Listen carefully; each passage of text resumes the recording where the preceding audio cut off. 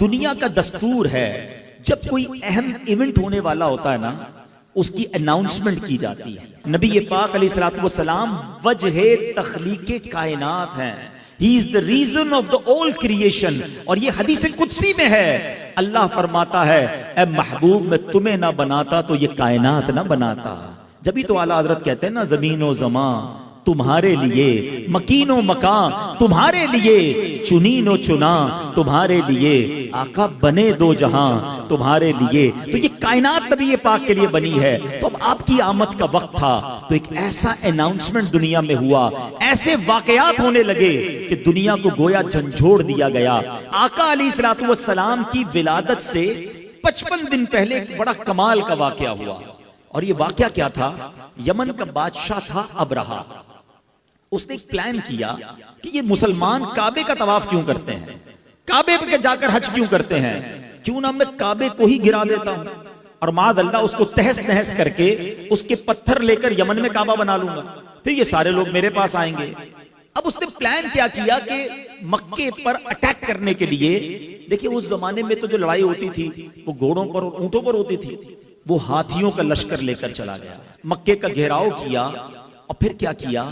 مکے والوں کے مویشی جو تھے، مکے والوں کے جو جانور تھے وہ بھی اس نے پکڑنا شروع کر دیے۔ حضرت عبد المطلب اس کے خیمے میں داخل ہوتے ہیں، اللہ نے ان کی پیشانی پر ایسا نور نبوت عطا کیا تھا، وہ خیمے میں داخل ہوئے، ابرہہ روب میں آ گیا، عزت کے لیے کھڑا ہو گیا، اپنے برابر میں بٹھایا اور کہا حضرت فرمائیے کیسے آنا ہوا؟ حضرت عبد المطلب نے بڑی عجیب ڈیمانڈ کی۔ آپ نے کہا کہ تم نے مکے والوں کے مویشی، ان کی بکریاں، ان کے جانور پکڑ لیے، ہمارے جانور ہمارے واپس کر دو۔ ابرہہ کہتا ہے میں تو سمجھا آپ کعبے کی بات کریں گے، اپنے مرکز کی بات کریں گے، آپ تو کعبے کی بات ہی نہیں کر رہے، آپ کو فقط اپنے جانوروں کی فکر ہے۔ اللہ اکبر۔ حضرت عبد المطلب کا وہ جواب آج بھی سیرت کی کتابوں میں سنہرے حروف سے لکھا ہے۔ کیا کمال کا جواب دیا۔ آپ فرماتے ہیں جانوروں کے مالک ہم ہیں، ہمارے جانور ہمیں دے دو، کعبہ جس کا گھر ہے وہ خود ہی حفاظت کر لے گا، کعبے کا مالک اس کی حفاظت کرے گا۔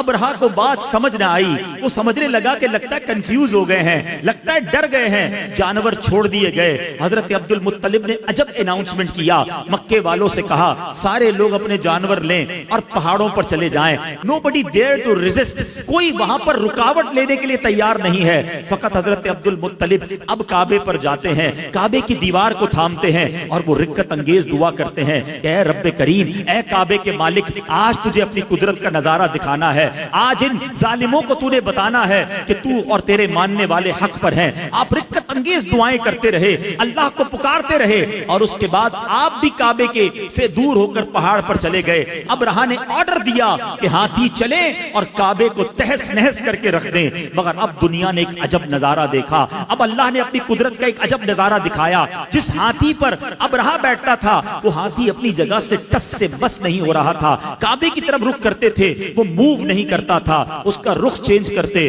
وہ چلنا شروع کر دیتا۔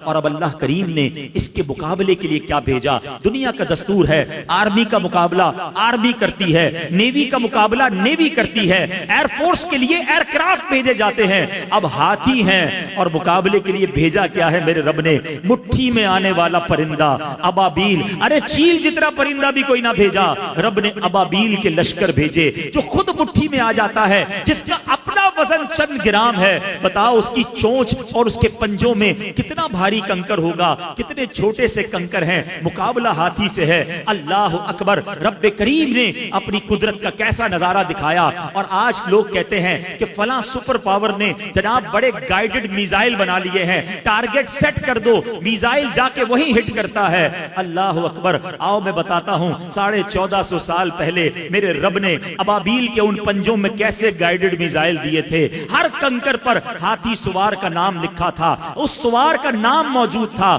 اب یہ جب لشکر آتے ہیں اس کے بعد کیا ہوتا ہے؟ رب کریم قرآن مجید میں ارشاد فرماتا ہے الم تر کیف فعل ربک باصحاب الفیل۔ اس کا ترجمہ کیا ہے؟ اے محبوب کیا آپ نے نہ دیکھا کہ آپ کے رب نے ان ہاتھی والوں کا کیا حال کیا؟ آقا تو دنیا میں تشریف ہی نہیں لائے تھے اور رب اپنے حبیب سے کہہ رہا ہے اے محبوب آپ نے نہ دیکھا۔ اٹ مینز یاد اس کو دلایا جاتا ہے جو کہیں دیکھ رہا تھا، جو کہیں موجود تھا۔ اللہ اکبر۔ نبی پاک علیہ الصلوۃ والسلام کے غلاموں سنو، آقا کی ولادت سے پہلے پوری دنیا کو ایک پیغام دینا تھا۔ الم یجعل کیدہم فی تضلیل وارسل علیہم طیرا ابابیل، ارے ابابیل کے لشکر بھیجے اور انہوں نے کیا کیا؟ وترمیہم بحجارۃ من سجیل، ان پر پتھروں کی، کنکروں کی بارش کی، اور رزلٹ کیا آیا؟ فجعلہم کعصف مأکول، انہیں چبائے ہوئے بھس جیسا بنا کر رکھ دیا، پرخچے اڑ گئے۔ ان کنکروں نے وہ کام کیا جو بڑے بڑے میزائل نہ کر سکتے تھے، ہاتھی سوار، اور ان ہاتھیوں کا نام و نشان باقی نہ رہا۔ گویا پوری دنیا کو یہ میسج دینے والا تھا، آئی نئی حکومت، سکہ نیا چلے گا، آئی نئی حکومت، سکہ نیا چلے گا۔ عالم نے رنگ بدلا صبح شب ولادت۔